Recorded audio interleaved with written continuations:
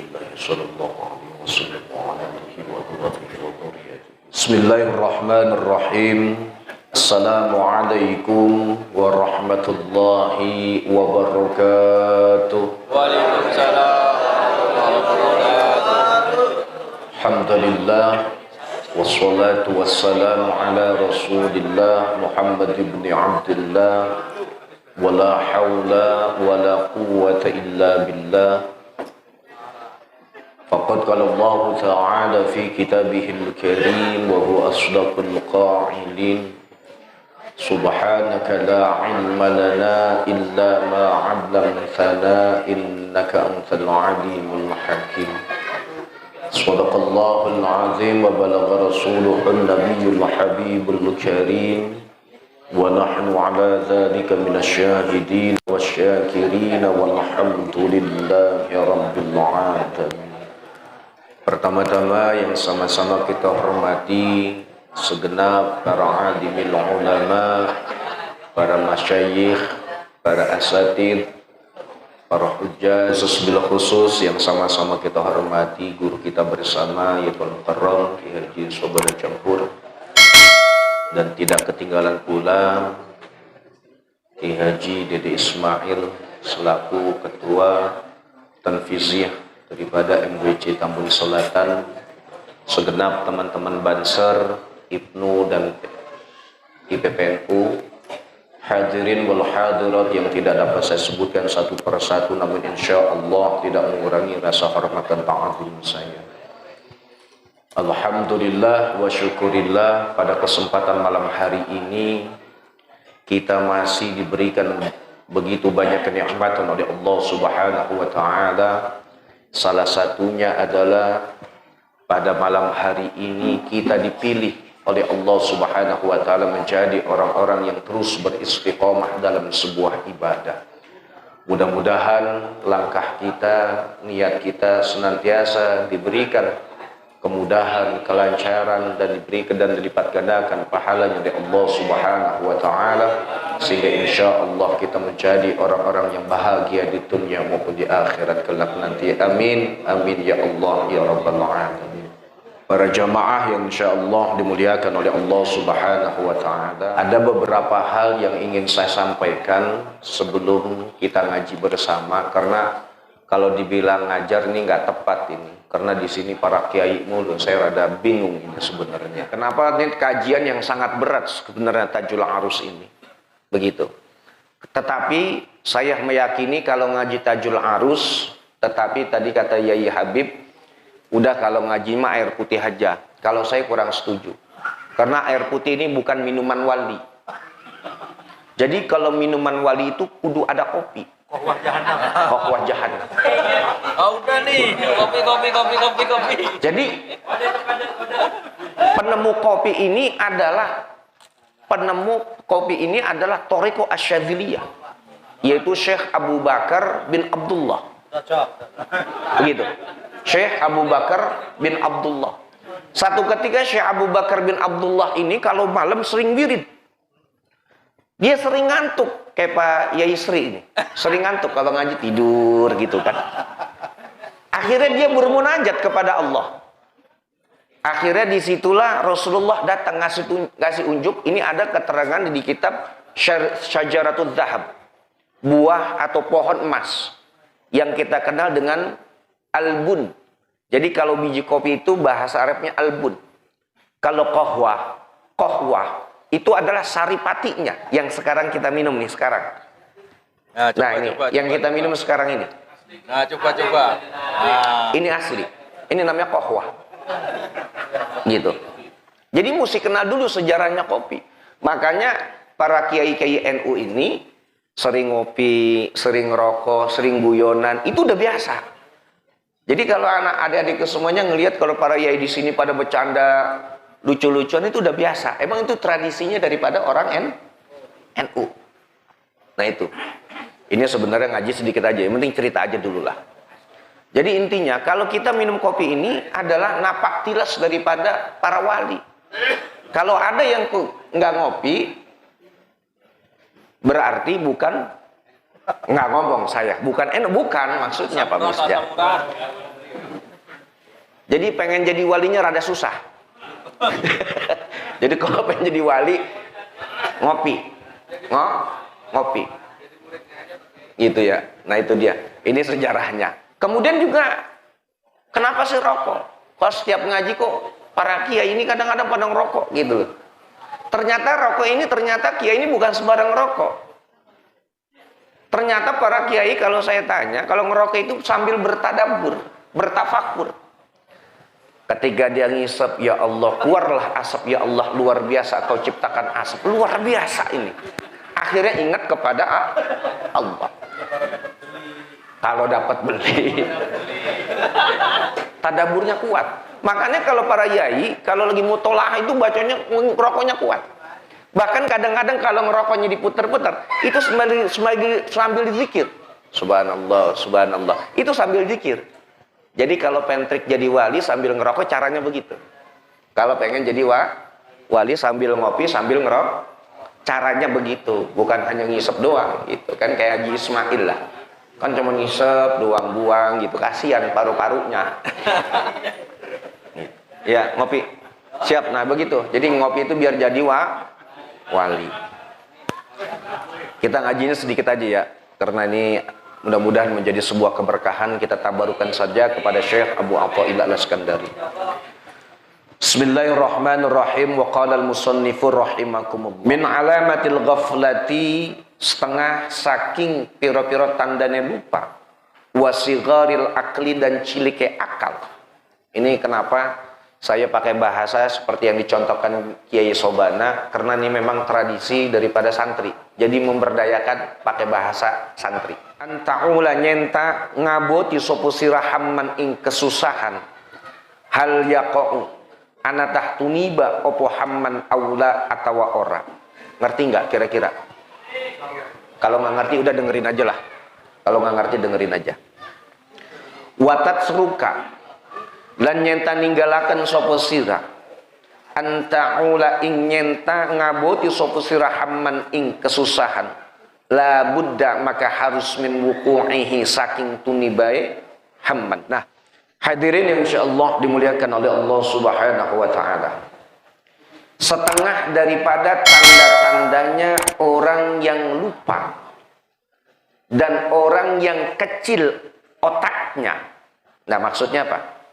Orang yang kecil otaknya ini adalah orang yang bodoh.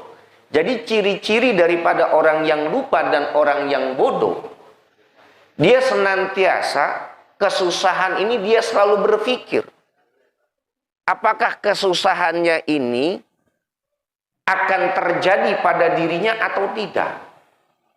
Begitu. Sehingga dia meninggalkan sesuatu kesusahan yang lebih besar. Contoh, kita hidup di dunia ini. Kita terkadang merasa sulit ketika kita tidak memiliki harta.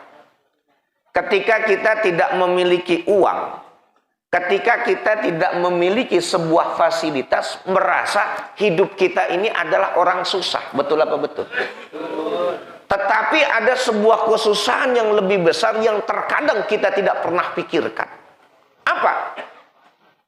Yang pertama adalah antamuta musliman au kafiran. Apakah nanti ketika Allah tarik roh saya, ini saya matinya dalam keadaan iman atau jadi orang kafir? Orang dalam sebuah ketaatan atau dalam sebuah kemaksiatan ketika Allah tarik? Kita tidak pernah berpikir selama ini. Kita merasa paling pede di dunia ini. Kenapa?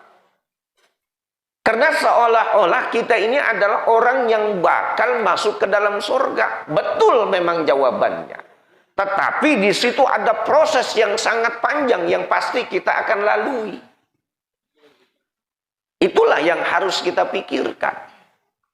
Jadi kalau kita merasa susah, nggak punya rokok, nggak punya duit, nggak punya kendaraan dan lain sebagainya, itu adalah kesusahan yang teramat kecil di mata Allah.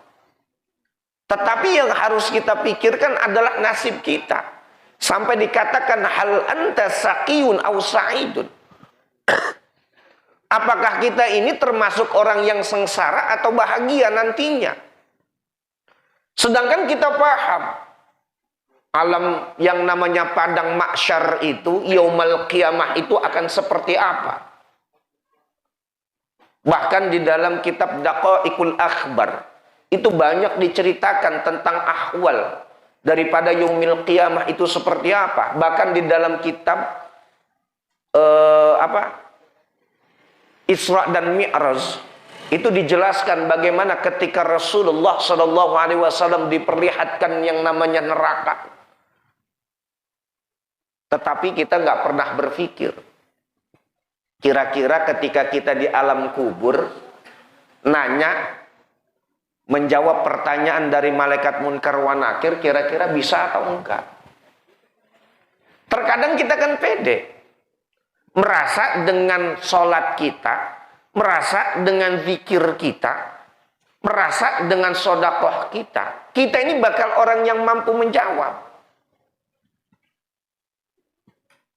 Sedangkan dalam bab sebelumnya, bahwa orang yang akan su'ul khatimah, nah, orang yang akan su'ul khatimah di akhir hayatnya adalah orang yang merasa bangga dengan sebuah amaliyahnya. Makanya ada sebuah narasi di sini saya berikan sebuah garis besar. Hal sirrun laka wa hal sirrul laka bainallah. Adakah sebuah rahasia antara dirimu dengan Allah? Ini terkadang kita nggak punya rahasia.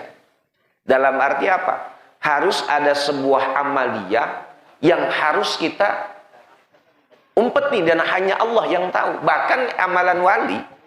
Nih, dengerin. Pengen jadi wali abdal. Syarat pengen jadi wali abdal. Pengen Pak jadi wali abdal. Wali abdal ini jumlahnya itu 6 orang. Jumlahnya 6 orang. Wali abdal ini kalau dibilang pakunya dunia. Beliau ini yang selalu meminta dan bermunajat kepada Allah agar dunia ini menjadi tenang.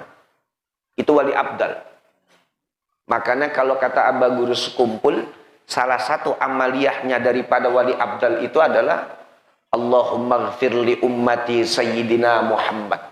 Allahumma arham li ummati Sayyidina Muhammad. Itu adalah bagian doa daripada wali abdal. Jadi kalau pengen wali abdal, pengen husnul khatimah, doanya tadi itu. Nah, kita makan kadang-kadang mintanya rezeki yang banyak, tapi nggak pernah berdoa bagaimana umatnya Rasulullah ini menjadi apa? Orang yang diampuni, orang yang diberikan rahmat, orang yang dijaga, orang yang ditolong, umatnya Rasulullah. Kita nggak pernah doakan ini. Nah, itu dia. Nah, oleh karena itu, janganlah pernah kita ragu wasyakku fi rizki. Janganlah kita pernah ragu dengan sebuah rizki. Karena sesungguhnya kalau kita merasa mengeluh terus tentang rezeki yang kita punya, kok orang kok gampang kayaknya punya duit, kok saya serasa susah dalam hidup ini. Merasa ragu ketidakadilan yang Allah berikan kepada kita, sama saja kita ini meragukan daripada Ar-Raziqu, zat yang maha memiliki rezeki.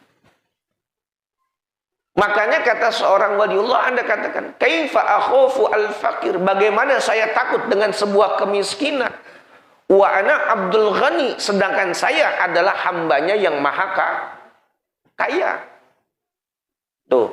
Jadi diri kita sendirilah yang terkadang menghinakan dalam sebuah rezeki, tidak yakin dengan adanya pemberian dari Allah. Tuh. Nah, itu aja. Ini udah malam, ini takutnya makannya banyak ini. Iya. Jadi intinya jangan pernah kita takut dengan sebuah rezeki. Jangan merasa kita kesusahan di dunia ini sesuatu yang besar. Tetapi yang harus kita pikirkan, bagaimana nasib kita ketika kita berada di akhirat kelak nanti. Ketika Allah cabut ruh kita, apakah kita ini husnul khatimah atau menjadi orang yang su'ul khatimah. Tuh. La taqul hammal luqmatin ta'kulu aw syarbatin tashrubuha ila akhir wallahu a'lam bissawab. Akhirul kalam wabillahi taufiq wal hidayah wal afu minkum. Wassalamu alaikum warahmatullahi wabarakatuh. Waalaikumsalam warahmatullahi wabarakatuh. Ya di tempat masalah kopi dan rokok memang jadi saya tahu ketika buka itu banyak yang datang memang para dewan syuro atau dewan suka rokok itu bebas untuknya. Jadi kayaknya banyak ya. Alhamdulillah. Baiklah Bapak-bapak, saudara-saudara semua rahimahullah, karena ini kita kedatangan ketua Tanfidiyah bangga sebuah kehormatan bagi